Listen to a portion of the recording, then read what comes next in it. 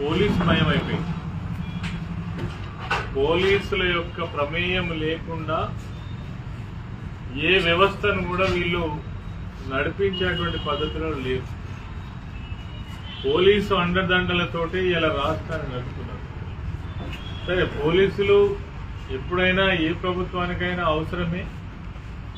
శాంతి భద్రతలు కాపాడడం కోసం, ప్రజలకు రక్షణ కల్పించడం కోసం, రాష్ట్రాన్ని రక్షణగా ఉంచడం కోసం పోలీసు వ్యవస్థ అవసరమే. కానీ ఈ రాష్ట్రంలో ఇలా చూసినట్టయితే పోలీసులే ప్రభుత్వం నడిపిస్తున్నట్టుగా కనబడతాం. ఎక్కడ చూసినా అదే పరిస్థితి.